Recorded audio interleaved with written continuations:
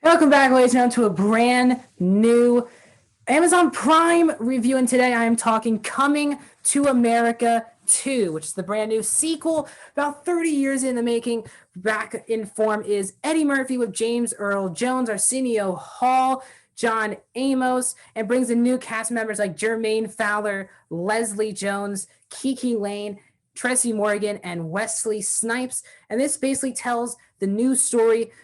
This is way past, obviously, the first Coming to America film, which came out back in the 80s. This time around, James Earl Jones, who plays, once again, Eddie Murphy's dad in this film, is dying, and we need to find a new prince. And Eddie Murphy finds out that he has a lost found son back in Queens when he went on his first trip. That turns out to be Jermaine Fowler. But as he's trying to groom his new prince, his daughter, Kiki Lane, also wants the throne, even though women are not allowed to be ruling of Zamunda. Welcome back, guys. It's 1 hour, 50 minutes and PG-13. Welcome back to a brand new Amazon Prime review. Before I get into my review of Coming to America 2, please hit that like button. That's the best way to support this channel. Also, please comment down below your thoughts of Coming to America 2.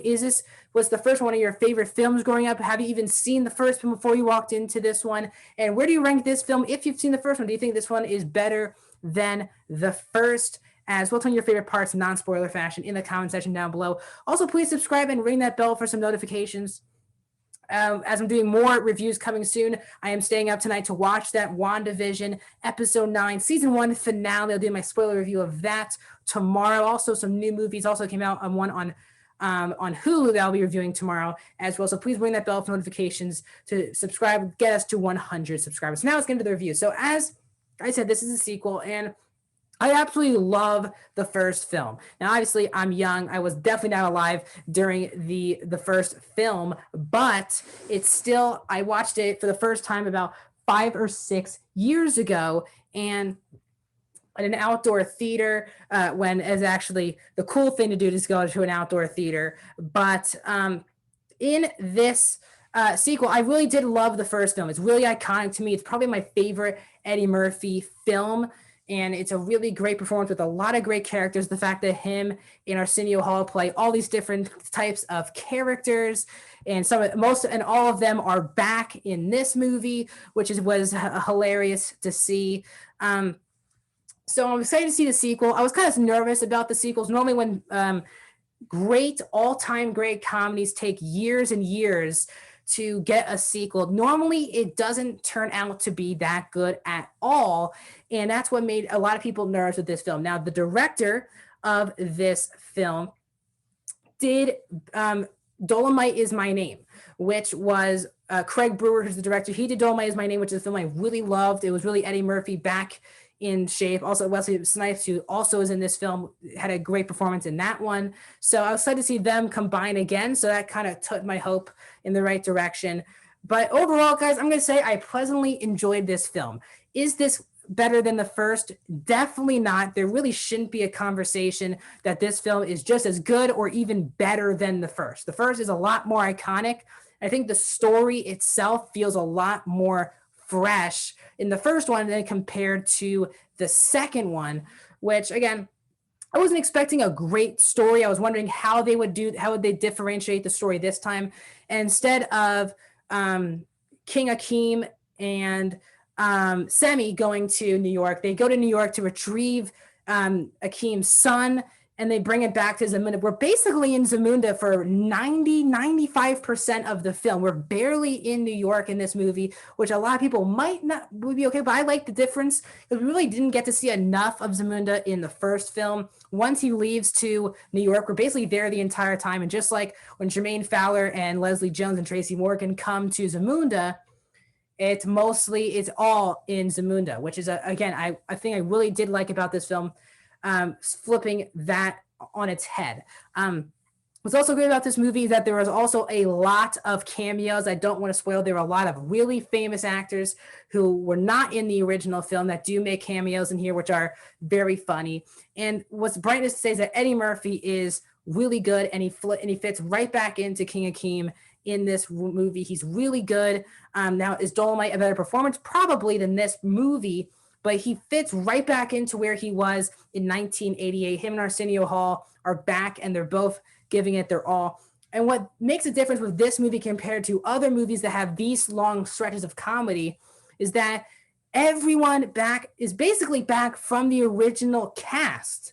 You have Sherry Headley back as Lisa, who's in a very minor role in this movie. John Amos is back as her dad. We already talked about even Paul Bates as Oha. He's back in this one as well. James Earl Jones. And of course, Eddie Murphy and Arsenio Hall playing numerous of their characters. So there's a lot of the fact that they can get everyone, basically most of the cast back from the 1988 film, made this film feel in the franchise. It didn't feel like it was one or two of the cast members and a lot of new characters. Now, there are a lot of new characters, which we'll get to in a bit, but all of the people from the original cast are great in this movie. I was really happy to see Sherry Headley have a really nice performance, as well as Akeem's wife. And she has a lot of actually really good scenes. Once again, she really does have great chemistry with Murphy. John Amos he's not really in the movie that much, but there's one scene with Eddie Murphy and him that I think was the best part of the entire film. It's one of my favorite scenes now in the entire two films. And James Earl Jones, he's also barely in the movie, but when he's in, he's also very, very good. And now let's get to the new character. So Jermaine Fowler is the brand new cast member. He is playing Akeem's long lost son, and he's also the son of Leslie Jones's character.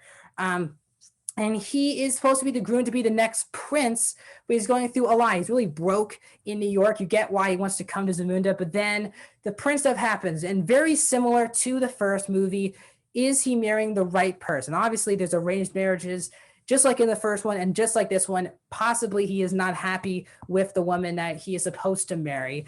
And then Kiki Lane, who I'm a huge, huge fan of now since watching her in The Old Guard, which I thought she was really great. Obviously, if Beale Street Could Talk, she's now popping in everywhere. And this time she plays Akeem's daughter, who basically has been trained to the best of her abilities to rule the kingdom. But because of the rules of women not being allowed to rule, she is pretty much pissed off for the majority of the film, because he's grooming this prince who didn't even know of the place until a day ago when the film was taking place. And she's worked hard and she really isn't getting rewarded for the work. And that's when the pot really kicks in. And she is really good in the movie. Now, let's actually just get to and also, again, all the different cast of characters. I don't want to spoil. Again, they're really all back. In really funny ways. The barbershop, there's a couple barbershop scenes which are really great in the film, with the multiple Eddie Murphy and Arsenio Hall, the preacher, Randy Watson. They're really all back for this movie, which is just so great. I'm not spoiling anything. It's in the poster right behind me. And let's get into my negatives with the film.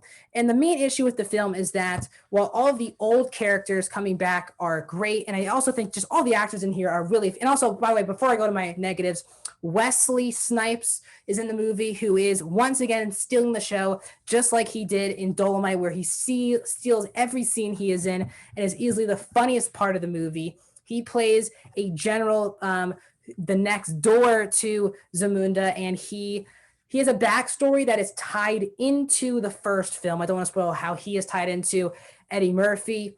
And his daughter is supposed to be the one who marries Jermaine Fowler's character, but he is hilarious, being basically the villain, I would say, of Zamunda in the film.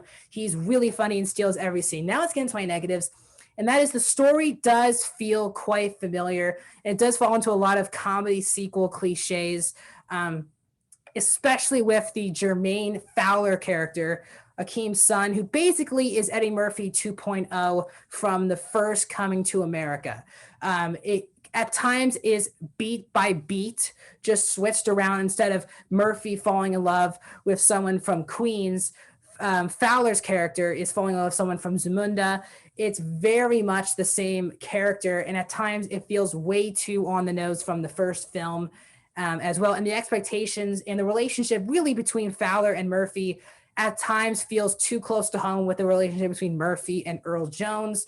And I said Kiki Lane's great in the movie, but she really doesn't get that much screen time to have a pretty important storyline in the entire film.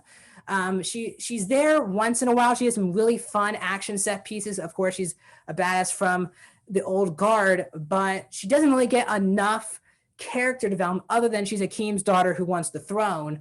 And she's a badass. Other than that, she's very much ground level, and we focus a lot more on this prince potentially, Jermaine Fowler, than we do on Kiki Lane, which I thought was not the right move. Also, there was a couple spoilers involving Eddie Murphy's wife that I thought could have been handled better. The fact that she is from Queens, but if we will, and even though these people are coming from Queens, she never really references that she can help these people out because she's also from Queens. Nothing like that is ever brought up in the film, which I thought was a huge mistake as well. And again, other than the story feeling, again, the movie is very predictable. When you realize how Kiki Lane fits into the movie, how Jermaine Fowler fits into the movie, you pretty much know exactly where the movie is going. And again, another big plot, as I said, with Jermaine Fowler's love interest in the film, who I'm not going to bring up here. But it felt a lot more less grounded than the romance from the first film. The first film, Sherry Headley's character, she had a lot more to do, let's just say. The love interest Jermaine Fowler, the love just kind of happens out of nowhere.